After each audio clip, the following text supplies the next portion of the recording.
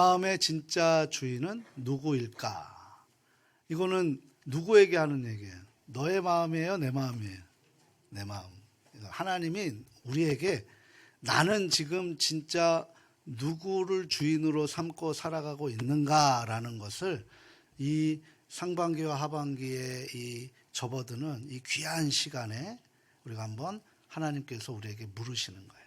우리에게 그 질문에 우리가 또 내 마음속에서 한번 정립하고 우리가 하반기를 시작하는 은혜가 넘치는 우리 가족들 될 수 있기를 주님 안에서 축원합니다.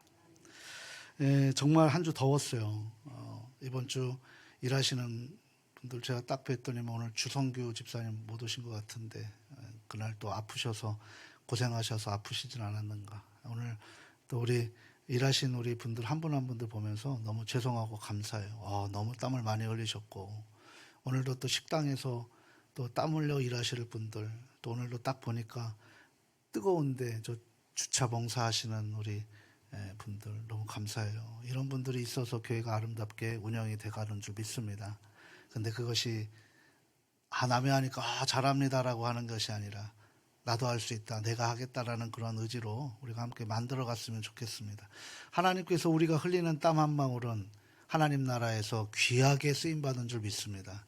절대 잃어버리지 않고 그것을 30배, 60배, 100배로 하나님께서 그것을 더 좋은 것, 더 나은 것으로 하나님께서 채워주실 줄 믿습니다.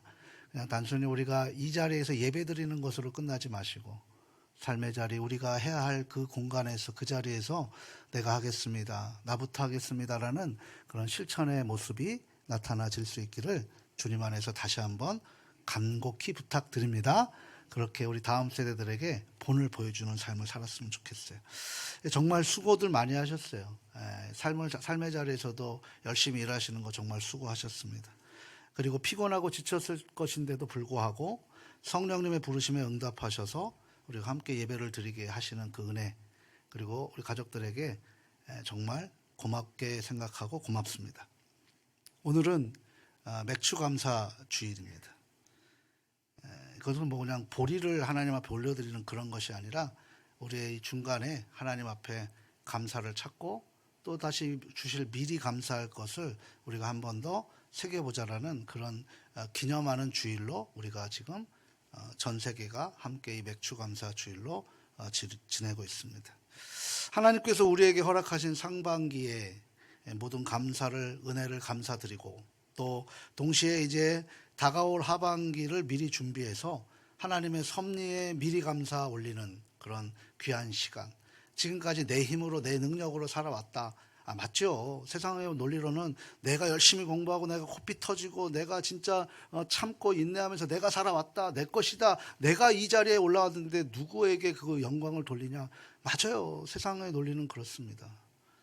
근데 한계가 있었을 때 단 한 번도 내가 그 한계를 내 스스로 인정했습니까? 그걸 내 스스로 뛰어넘었습니까? 아니면 신적인 요소에 그분에게 내가 의탁을 했습니까? 의지했습니까? 구했습니까? 이런 것이 단 한 번이라도 있다라면 그건 내 힘이 아니라 하나님의 섭리인 줄 믿습니다. 오늘 이 자리에 오신 것도 우리가 크고 작은 사고들도 있고 여러 가지 아픔들도 있습니다. 근데 이것이 그냥 단순히 우리의 내가 잘해서인 것도 있지만 주님께서 우리를 보호해 주셨다라는 그 은혜로 오늘도 이 자리에서 함께 예배를 드릴 수 있다라는 것 자체가 하나님이 가장 기뻐하시는 우리가 해야 될 가장 우선순위라고 저는 믿고 있습니다. 그래서 다가올 하나님의 그 섭리에 미리 감사해서 올려드리는 귀한 시간이 필요하다라는 사실이죠. 저는 오늘 이 한 주를 묵상하면서 이 갈라디아서 2장의 말씀을 가지고 하나님, 이 맥추감사주일 이 귀한 시간에 어떻게 하나님의 마음을 전해야 됩니까? 라고 기도하면서 한번 저의 어린 적 시절을 한번 생각해 봤어요. 저의 어린 적 시절, 저도 참 적게는 살았지만 50을 넘었으니까 반평생을 살았다라고 볼 수 있지 않겠습니까? 그런데 저의 어릴 적 시절에는 이런 놀이기구가 별로 없었어요. 저만 해도 뭐 했겠습니까? 딱지치기, 구슬치기, 다방구라고 한번 들어보셨어요? 그런 것들 놀고 이렇게 다녔죠. 밖에서 놀 때는 정신없이 놀았습니다. 배고픔도 잊어버려요. 그러다가 이제 어머니가 야, 밥 먹어라! 라고 할 때 그때 그 밥 안 먹어요! 라고 하면 밥상이 없어지기 때문에 밥을 먹으러 들어가야 됐습니다. 그런데요, 그 전까지는 배고픔을 잊고 가다가 이 밥상만 보면 뭐가 그렇게 배가 고팠는지 갑자기 그 배고픔이 올라오면서 막 허겁지겁 먹기 시작합니다. 그때 어머니가 그런 말씀들을 하셨죠. 이런 말씀 많이 들어보셨을 거예요. 야, 좀 천천히 먹어. 뭘 걸신 들렸냐? 걸신 들렸냐? 뭘 그렇게 급하게 먹어? 체하겠다라고 얘기를 하십니다. 이 걸신이 뭐예요? 바로 배고픈 귀신이에요. 이런 게 걸신이라고 얘기를 합니다. 그런데요, 그런 회상을 하면서 지금까지 내가 이 자리에 설 때까지 내가 과거를 계속 뒤집어 보니까 제 마음속에 이 배고픈 귀신만 있었던 게 아니더라는 거죠. 소위 얘기하는. 이제 와서 생각해 보니까 그 과정 속에서 때로는 남의 것을 탐하는 마음도 제 안에 있었더라는 거예요. 그리고 조금만 교만해지고 하는 그런 교만한 마음, 누구 위에 딱 서려고 하는 그런 마음도 있더라는 거죠. 그리고 때로는 원망과 불평하는 마음이 내 안에 너무나 수시로 찾아오게 되는 모습들이 봅니다. 그리고 때로는 남을 또 정죄하는 마음도 내 안에서 수시로 들어오는 모습들을 보게 됩니다. 그리고 때로는 잘 참지 못하고 그 참으면 나은데 참지 못해서 그것을 언어로 행동으로 배설하는 순간 내가 그것을 책임지지 못하는 그런 일들도 벌어지더라는 거죠.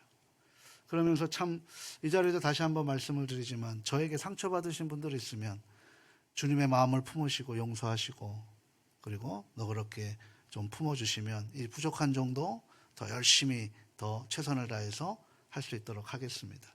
그걸 마음에 갖고 계셔서 서로 좋은 거 하나도 없잖아요. 제가 이 자리에서 공식적으로 말씀을 드립니다. 저에게 상처받으셨으면 용서하시고 또 품어주시고 함께 만들어 가셨으면 좋겠습니다. 그런데 우리가 이런 마음들이 제가 오면서 막 그런 자리 잡음이 있더라는 거죠. 그렇다면 이 순간 우리 가족들 마음 중심에는 무엇이 지금 자리 잡고 있으십니까? 오늘 사도 바울은 오늘 이 본문을 통해서 아주 놀라운 고백을 우리에게 들려주고 계시는데요. 뭐라고 하시냐면 우리 같이 한번 읽어볼까요? 나는 그리스도와 함께 십자가에 못 박혔습니다. 이제 살고 있는 것은 내가 아닙니다. 그리스도께서 내 안에서 살고 계십니다. 아멘. 그러니까 나는 지금 그리스도와 함께 십자가에 뭐 했어요? 못 박혔대요. 그래서 이제 살고 있는 것은 내가 아니라 누구시라고 하는 거예요? 그리스도시라는 거죠. 그럼 그리스도께서 사시는 거는 인정을 하는데 그럼 우리가 뭘 못 박아야 되는지 내가 뭘 죽어야 되는지 이런 부분들을 우리가 함께 오늘 살펴보시면서 우리가 이제 나머지 인생을 하나님이 기뻐하시는 인생, 하나님의 사랑을 실천하는 인생, 용서하고 품어주고 돌아보는 인생 되어질 수 있기를 소망합니다. 맥추감사의 이 거룩한 시간에 우리는 진정 누구의 마음이 우리 마음의 주인이 누가 되어야 될 것인지를 한번 생각해 보고 싶습니다. 그리고 그러면 어떤 태도를 우리가 취해야 할지 우리가 한번 점검해 보고 이것을 실천해 보시기를 바랍니다. 우리 첫 번째 마음이죠. 같이 한번 읽어봅니다. 먼저 내 안의 죄성을 정직하게 인정하십시오. 이것을 뭐라고 얘기하냐면 자신의 참모습을 거울처럼 들여다보시라는 거죠. 사도 바울이 이 고백을 하기까지 긴 여정이 있었어요. 사도 바울도 바로 하나님 앞에 쓰임받지 않았어요. 사실 이 갈라디아서를 쓸 당시에 바울은 매우 답답한 상황이었습니다. 왜냐하면 갈라디아 교회를 세워놨는데 이제 바울은 계속 순례 전도자잖아요. 바울은 한 교회를 세우고 거기에서 단임 목회를 하는 것이 아니라 교회를 세우고 또다시 개척하는 순례 전도자의 길을 가고 있어요.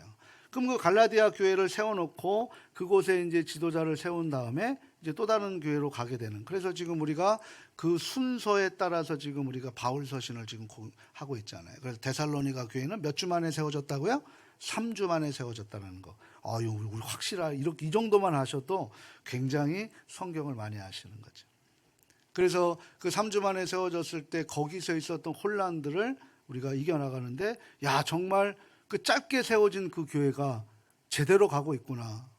다른 교회의 본이 되는 교회구나. 감사하다라고 얘기하면서 하다가 후서에서 이제 부활에 대한 이 흔들림이 있어서 부활을 체계적으로 전해주는 그런 서신이 데살로니가 전서와 후서였습니다.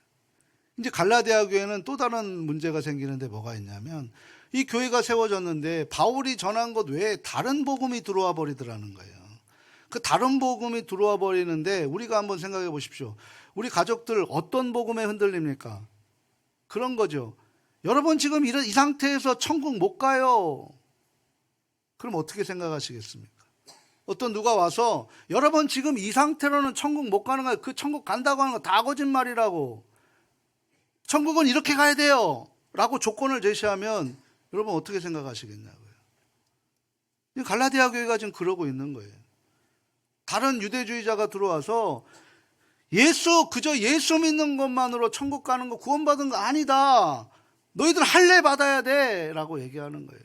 율법 지키지 않으면 구원 못 받아. 그 율법이 몇 개예요? 613개예요. 그걸 다 지켜야만 구원받아. 라고 하면 예수님 믿겠습니까? 구원이 조건이 되고 행위가 조건이 되는 것을 믿겠냐는 거죠. 지금 이 답답한 심정으로 바울이 없는데 그 갈라디아 교회에 그런 다른 복음이 들어와 버린 거예요. 그게 답답한 거죠. 바울은 본래 감사와 거리가 먼 사람이었어요. 아니 정확히 얘기하면 자신의 의로움으로 살았단 말이에요. 내가 하나님 앞에 이렇게 쓰임받고 있다라고 하는 그 의로움으로 살았단 말이에요. 왜 너희들 이렇게 못해? 라고 정죄하며 살았던 사람이 바울입니다.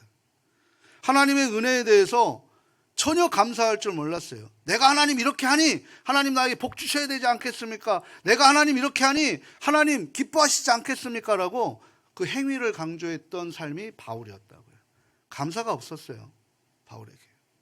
혹시 우리도 이런 생각을 한 적은 없습니까? 내가 이만큼 신앙생활을 하니까, 내가 이만큼 봉사하니까, 내가 이만큼 헌금했으니까 라고 자신의 행위에 의존적인 적이 있으신 사람들이 있다라면 오늘 우리가 차분하게 자신을 점검해 보시길 바랍니다. 오늘 말씀의 제목이 뭐예요? 내 마음의 진짜 주인은 누구일까라고 나에게 스스로 질문하는 말씀의 제목입니다. 바울은 예수님을 인격적으로 만나기 전까지 철저하게 자기 의에 사로잡혔어요. 그래서 그는 십자가를 철저하게 혐오했습니다. 왜? 십자가는 율법에서 나무에 달린 자는 죄인이고 구원받지 못한 하나님이 버린 자라고 얘기했기 때문에 철저하게 그 십자가를 극형했죠. 극혐했습니다. 그런데 그냥 극악무도한 죄인들만 로마에 반역한 자들만 내려지는 극형이라고 생각했던 거예요. 그런데 그 형틀에 달려 죽은 예수를 하나님의 아들이라고 믿는 사람들을 바울이 가당하게 생각했겠습니까? 소위 얘기해서 저 예수에 미쳐버린 사람들, 내가 하나님의 이름으로 너희들을 다 씨를 말려버리겠다. 그리고 다메섹 도상으로 갔던 거예요. 그런 바울 속에 무엇이 살고 있었을까? 그럼 바울의 마음속에 무엇이 살고 있었을까? 하나님 내가 이렇게 하면 되지 않습니까? 라고 잘못된 그런 신앙의 체계가 그를 하나님과 더 거리가 멀어지는 상황으로 간 거예요. 그래서 바울이 다메섹 도상에서 주님이 만났을 때 뭐라고 얘기해요? 사울아 사울아 너는 나를 왜 핍박하고 박해하느냐라고 얘기하는 거죠. 자기는 잘할 거라고 생각했는데 그것이 박해하고 핍박하는 것이 실체를 몰랐다는 거예요. 당신이 누굽니까? 라고 할 때 네가 핍박했던 나 예수 그리스도다라고 얘기하시는 거예요. 그때 이제 변화가 된 거죠. 그래서 예수님께서는 마가복음 7장에서 사람의 마음에 나오는 것들에 대한 부분을 이렇게 말씀하신 적이 있어요. 우리 마가복음 7장 20절에서 23절 같이 한번 확인해 봅니다. 또 이르시되 사람에게서 나오는 그것이 사람을 더럽게 하느니라. 속에서 곧 사람의 마음에서 나오는 것은 악한 생각 곧 음란과 도둑질과 살인과 간음과 탐욕과 악독과 속임과 음탕과 질투와 비방과 교만과 우매함이니 이 모든 악한 것이 다 속에서 나와서 사람을 더럽게 하느니라. 아멘. 외부에서 나와서 우리를 더럽게 하는 게 아니라 내 속에서 나오는 것들로 인해서 사람을 더럽게 한다라는 거예요. 이 말씀은 비단 바울의 이야기만이 아닙니다. 오늘 우리들에게도 해당되는 공통의 이야기라고 할 수 있죠. 우리가 정직하게 자신을 한번 들여다보시길 바랍니다. 우리 안에도 이런 어둠의 요소들이 도사리고 있음을 발견해야 됩니다. 때로는 욕심쟁이로, 때로는 질투하는 내 모습으로, 때로는 교만한 내 모습으로, 때로는 정죄하는 모습으로, 때로는 미워하는 모습으로, 때로는 판단하는 모습으로, 이런 모습들이 내 안에 활개를 치고 있더라는 거죠. 저도 이런 모습을 보게 됐습니다. 특히 맥주감사주의를 맞이하여 상반기를 들여다보면서 우리는 어떤 마음으로 살아왔는지를 한번 되짚어볼 그런 귀한 시간임을 믿습니다. 잠시 한번 마음의 고개를 숙이시고 한번 생각해 보시길 바랍니다. 혹시 하나님의 은혜를 당연하게 여기면서 감사하지 못했던 순간들이 있었지는 않은가? 작은 어려움에도 금세 나는 원망과 불평했던 나의 모습과 나의 태도는 있지 않았는가? 그런데 우리는 여기에서 절망할 필요는 없습니다. 왜냐하면 하나님은 우리의 연약함을 아시고 성령님을 이 땅에 보내주셨기 때문이에요. 그러므로 성령님의 임재함을 통해서 우리는 어김없이 하나님께서 우리를 사랑하고 계신다는 사실을 우리에게 알려주고 계시는 분이에요. 이게 성령의 능력입니다. 내가 하나님의 사랑을 아는 것이 아니라 성령께서 가르쳐 주셔서 우리가 그것을 믿고 알게 하는 것, 이게 성령의 능력이라고요. 이 능력을 간구하시길 바랍니다. 내 문제를 해결하시는 것은 다음의 문제예요. 문제를 주신 분의 의도를 아는 것이 더 중요하지 않겠습니까? 하나님 왜 나에게 이 문제를 주셨습니까가 아니라 하나님 나에게 이 문제를 왜 주셨는지 제가 알게 하여 주십시오가 우리의 기도의 방향이 되어야 될 줄 믿습니다. 이런 모습이 지혜가 되는 것이죠. 그런데 여기에서 우리가 바울과 같은 죄인이라는 사실을 우리가 알아야 돼요. 감사해야 할 이유를 넘쳐나는데도 불구하고 감사하지 못했던 나의 마음, 나의 모습, 나의 언행은 그렇지 않았는가? 혹시 하나님의 선하심을 체험하고도 그것이 당연하게 여기는 연약한 존재임을 잊지 마시기를 다시 한번 주님의 이름으로 부탁드립니다. 두 번째 우리가 한번 또 해야 될 우리들의 모습이죠. 함께 합니다. 십자가에서 나를 향한 하나님의 사랑을 발견하십시오. 이것은 뭐예요? 예수 그리스도의 개인적이고 구체적인 사랑을 깨달으라는 하나님의 지침이라고 할 수 있죠. 바울은 놀라운 변화가 일으켜졌어요. 아까 말씀드렸던 다메섹에 가는 길에서 부활하신 예수님을 만났습니다. 그 순간 깨달았던 것이 뭐냐면 그 십자가에서 내가 혐오하는 그 십자가에 내가 있어야 할 자리였구나라는 것을 깨닫게 된 거예요. 예수님이 아니라 나를 대신해서 그분이 그 자리에 서섰구나. 그거를 깨닫게 된 거예요. 그 다메섹 도상에서 깨달은 것이. 우리가 아니라 나를 위해서. 가족 여러분, 바울이 갈라디아서를 쓸 때는 바로 이 문제와 싸우고 있었어요. 갈라디아 교회 성도들이 다시 율법주의로 돌아가려고 하고 있었기 때문이죠. 우리 식으로 얘기하면 예수님 믿는 것만으로는 부족해. 봉사도 열심히 해야 되고 헌금도 열심히 해야 되고 모두 다 열심히 해야 돼 라고 이야기를 하는 거라는 거죠.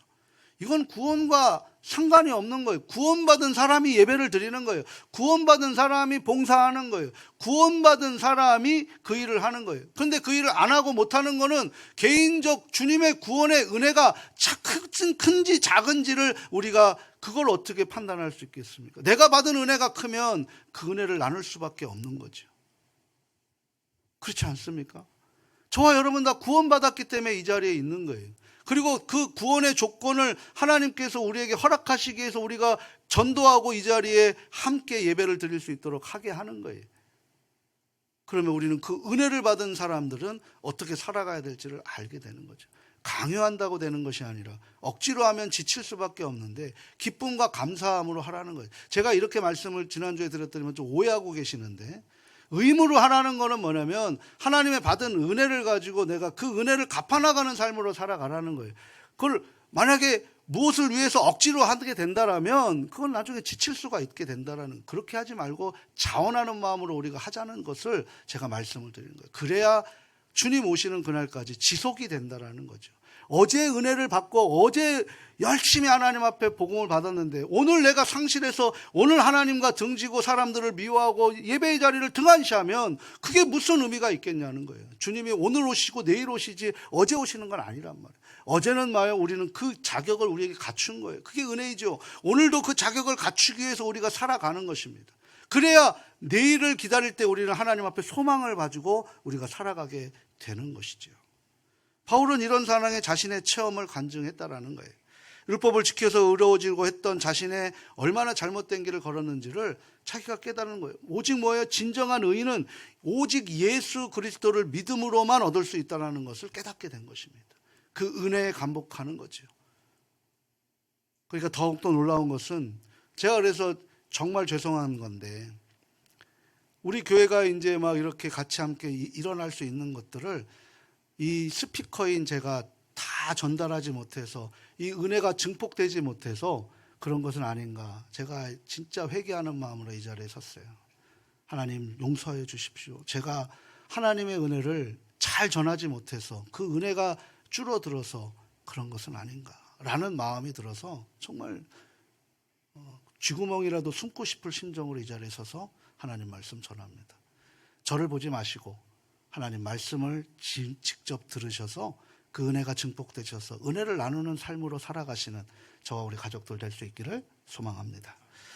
더욱 놀라운 것은 바로 바울이 이런 고백을 하는 거예요. 나를 사랑하셔서 나를 위하여 자기 몸을 내어주신 하나님의 아들을 믿는 믿음 안에서 살아가는 거예요. 우리 이 시간 다시 한번 고백해 볼까요? 한번 화면을 통해서 같이 함께 고백합니다. 나를 사랑하셔서 나를 위하여. 아멘입니다. 여기서 주목할 것은 나를 위하여. 교회를 위하여가 아니라 나를 위하여 하나님이 사랑하셔서 십자가에 죽으셨다는 거예요. 그거 하나만 기억하게 되면 우리가 어떤 삶을 살아가야 되는지를 알게 되는 거죠. 나 개인을 향한 구체적이고 개별적인 사랑을 주님께서 한 사람 한 사람에게 주셨다는 사실이에요. 예수님은 바울이라는 한 사람을 위해 그 한 사람을 사랑했기 때문에 자기의 생명을 내어주신 거라는 거죠. 이것이 바로 진정한 감사의 근원이고 뿌리인 줄 믿습니다. 상반기 동안 우리가 경험한 모든 은혜의 뿌리가 바로 여기에 있습니다. 우리가 건강하게 지낼 수 있었던 것도, 가정이 평안했던 것도, 교회에서 함께 하나님께 예배할 수 있었던 것도 모든 것이 우리를 사랑하시고, 아니 나를 사랑하셔서 하나님의 십자가의 사랑에 비롯된 것이라는 사실입니다. 구약시대의 마지막 사사인 사무엘이 하나님 나를 도와주시고 우리를 도와주신 것을 기념하며 세운 돌이 에베네셀의 돌이에요. 이 에베네셀의 돌의 이름처럼 그 이름의 뜻은 무엇입니까? 우리를 지금까지 우리를 도와주신 하나님의 은혜를 기억하겠습니다라고 그 기념비를 세웠던 거예요. 그 은혜의 근원이 뭡니까? 나를 사랑하사 나를 위하여 자기 자신을 버리신 예수 그리스도의 십자가의 은혜이고 사랑이라는 사실입니다. 그런데 여기서 우리는 한 가지 더 깨달아야 할 것이 있어요. 그건 뭐냐면 우리가 이런 놀라운 사랑을 받기 위해서 먼저 우리 자신을 십자가에 못 박혀야 된다는 사실입니다. 감사하지 못한 내 자아를, 참지 못하는 내 자아를, 내 맘대로 내 뜻대로 판단해서 그렇게 상처받고 상처 주는 내 자아를, 원망과 불평으로 가득한 그 내 자아인 옛사람을 오해해야 돼요. 십자가에 못 박아야 되는 거예요. 그건 뭐예요? 죽는다는 거죠. 그리고 비로소 내 안에 그리스도께서 함께 하시게 할 수 있게 되는 것을 믿으시기를 주님 안에서 소망합니다. 우리 세 번째 같이 또 어떤 삶을 살아가야 될지 한번 볼까요? 그리스도와 함께 감사의 삶을 살아가십시오. 그러면서 날마다 그리스도의 사랑을 새롭게 깨닫고 살아가야 된다는 거죠. 이것이 바울의 고백의 절정이라고 할 수 있는데요. 이제 더 이상 자기는 자기가 사는 것이 아니라 내 안에 예수 그리스도께서 사시는 것이다라고 놀라운 선언을 하는 거예요. 자기 확신이 있는 거죠. 한번 생각해 보십시오. 나는 죽고 내 안에 예수로 살아간다라고 이야기하는데 그게 말로 끝나면 되겠습니까? 이건 놀라운 자기 확신이고 자기의 실제 삶을 살았기 때문에 가능한 선언이라고 할 수 있다는 거죠. 이것은 단순한 종교적 수사가 아니에요. 실제 바울의 삶의 전체를 그렇게 대변하는 놀라운 선언이고 고백이라고 할 수 있습니다. 전에 그리스도를 핍박하고 죽이던 일에 앞장섰던 자신이 이제는 그들을 사랑하는 섬김의 사도가 되었다라는 거죠. 전에는 자신의 의로움을 자랑하며 다른 사람들을 정죄했던 존재가 이제 자신이 죄인 중에 괴수라는 고백하면서 겸손히 섬기는 사람으로 살아가겠다는 변화된 모습을 자기 스스로가 선언하는 것입니다. 이런 변화에 가등했던 것이 뭘까요? 그것을 자기가 썼던 서신 중에 부활장이라고 하는 고린도전서 15장 31절에 바로 그 말씀의 비밀을 알려주고 있는 거예요. 같이 한번 고린도전서 15장 31절 말씀 함께 읽겠습니다. 형제들아, 내가 그리스도 예수 우리 주 안에서 가진 바 너희에 대한 나의 자랑을 두고 단언하노니 나는 날만 죽노라. 아멘. 형제들아, 내가 그리스도 예수 우리 주 안에서 가진 바 뭐예요? 내가 그렇게 생활한 바 너희에 대한 나의 자랑은 바로 단언하노니 이것밖에 없노니 나는 날마다 죽노라. 뭘 죽입니까? 내 옛사람을 죽이는 거예요. 내 옛사람. 오늘 이 옛사람을 날마다 죽이실 수 있기를 주님 안에서 부탁합니다. 매일 아침 일어날 때 우리는 선택해야 돼요. 오늘 내가 누가 내 안에 살 것인가? 원망하고 불평하는 옛사람으로 살게 할 것인가? 아니면 범사에 감사하는 그리스도로 살게 할 것인가? 라는 것이죠. 이것이 바로 하나님께서 우리에게 허락하신 진정한 자유의지예요. 이 선택을 하는 거죠. 여호수아 24장 15절에 말씀하시잖아요. 너희들은 뭘 선택할 거냐? 가나안 땅의 7 족속의 그 신들을 선택할 거냐? 나는 40년 동안 나를 지켜주시고 출애굽하셨던 그 하나님을 선택하노라. 선택의 권한은 너희에게 있노라 라고 하는 거죠. 오늘 우리는 어떤 삶으로 누가 우리의 주인으로 살아가시겠습니까? 내 안에 그리스도께서 사실 때 가장 일어나는 변화가 뭔지 아세요? 사랑이 넘치게 되는 거예요. 사랑이 있게 되는 거죠. 사랑. 이 구체적인 변화가 일어나요. 가정에서 변화가 일어나는 거죠. 배우자가 작은 실수를 해요. 그러면 또 실수하네 라고 하는 이 말이 사랑으로 변하면 어떻게 되는 줄 아세요?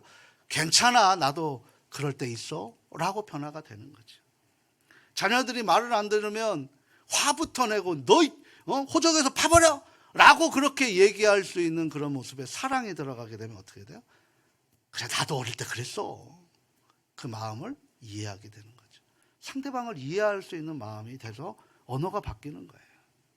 직장에서의 변화가 일어납니다. 동료가 나보다 인정받을 때 어떻게 해요? 솔직히 우리 질투하잖아요. 우리 목사님들도 보면은 누가 좀 잘 나가면 질투부터 해요. 박수 안 쳐준다고. 참 그래요. 목사의 세계도 참 비정해요. 누가 좀 잘 되면 잘 된다고 해야 되는데 그거 어떻게든 깎아내리려고 한단 말이에요. 이게 사람의 연약함이라고요. 마찬가지라는. 그런데 어떻게 해요? 사랑의 마음이 심겨지면 진심으로 축하해 주는 거. 날 못하는데 야 역시 대단합니다라고 세워주는 거예요. 상사가 무리하게 요구하면 저 꼰대 또 시작이네 라고 얘기하는 게 아니라 그 불평 대신에 어떻게 하면 내가 도움이 될 수 있을까 라고 사랑으로 바꿔버리는 거죠. 교회 변화서도 그러는 거예요. 봉사할 때 내가 이만큼 했는데 왜 날 인정해 주지 않지? 라고 하는 마음 대신에 사랑이 심어서 주님께서 나를 통해 일하고 계시는구나. 나에게 기회를 주셨구나. 내가 이 기회를 하나님이 알아주셔서 내가 이 자리에 서 있을 수 있도록 하나님 감사합니다. 라고 이렇게 무한한 감사가 이 사랑이라는 그 하나로 바뀌어버린다는 거죠. 다른 가족들의 은사를 보면서 시기했던 마음 대신에 우리 교회가 이런 다양한 은사들로 인해서 하나님께서 더 크게 쓰이게 하시겠구나 라고 기대와 소망을 갖게 하는 것입니다. 이게 바로 바울이 나는 날마다 죽고 내 안에 그리스도로 살아가는 사랑의 심정으로 살아가는 우리들의 모습인 줄 믿습니다. 구약의 아브라함이 하나님을 여호와 이레로 부르던 것처럼 우리도 앞으로 모든 필요를 채우시고 하반기에 있는 모든 것, 내 안에 계시는 성령님, 모든 것은 뭐예요? 우리의 아픔, 우리의 기쁨, 우리의 슬픔, 우리의 즐거움, 우리의 어려움, 우리의 고통, 우리의 외로움, 모든 것이 합력하여 선을 이루고 계시는 것을 믿으시길 바랍니다. 그래서 내 안에 그리스도께서 사시면 작은 일에서부터 감사하시고 서로를 품어주시고 우리 함께하여 주시길 바랍니다. 우리 장로님들부터 품어주십시오. 치리하는 장로는 바로 품는 장로입니다. 품어주시고 그리고 더 사랑으로 남아주시고 우리 권사님들도 그런 기도가 넘치기를 바랍니다. 우리 집사님들도 그런 사랑으로 전달될 수 있기를 바랍니다. 그것이 다음 세대 쉐마까지 이루어질 수 있는 아름다운 공동체가 될 수 있기를 주님 안에서 축원합니다. 사랑하고 소중하고 존경하는 가족 여러분, 오늘 이 말씀을 다시 한번 고백해 왔으면 좋겠어요. 내가 그리스도와 함께 십자가에 못 박혔나니 그런즉 이제는 내가 사는 것이 아니요 오직 내 안에 그리스도께서 사시는 것이라. 이 고백을 하시면서 살아가시고 매일 하루를 시작할 때마다 감사의 제목을 찾으시고 원망과 불평의 마음이 스며들 때마다 내 안에 사랑이 계신 나사렛 예수의 이름으로 명하노니 원망과 불평과 미워하는 마음은 7길로 물러갈지어다라고 선포하시면서 더 사랑을 실천하시는 모습.